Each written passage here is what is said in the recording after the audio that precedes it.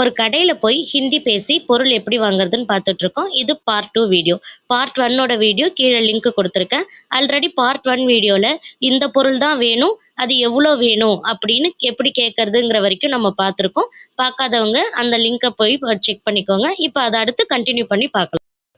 இந்த பொருள் எவ்வளோ அப்படின்னு கேட்கறதுக்கு கித்னே கா ஹை, கித்னே கா ஹை, यह 200 रुपये है, இது 200 ரூபாய். நான் எக்ஸாம்பிளுக்கு 200ன்னு போட்டிருக்கேன். நீங்கள் என்ன அமௌண்ட்டோ அதை சொல்லுங்கள்.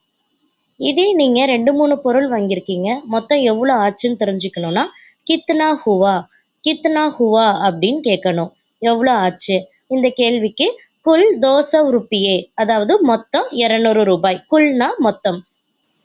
சேஞ்ச் இருக்கா, சில்லறை இருக்கான்னு கேட்கறதுக்கு சுட்டா ஹே கியா, சுட்டா ஹே கியா, என்கிட்ட சில்லறை இல்லை அப்படின்னு சொல்றதுக்கு மேரே பாஸ் சுட்டா நஹி ஹே, மேரே பாஸ் சுட்டா நஹி ஹே அப்படின்னு சொல்லணும்.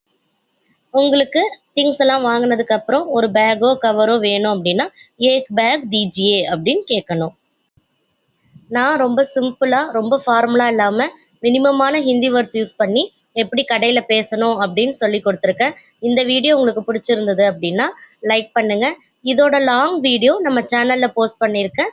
வேணுங்கிறவங்க பார்த்து தெரிஞ்சுக்கோங்க. இந்த மாதிரி நிறைய வீடியோஸ்க்கு ஹிந்தி பேசலாம் சேனலை சப்ஸ்கிரைப் பண்ணுங்க. பாய்.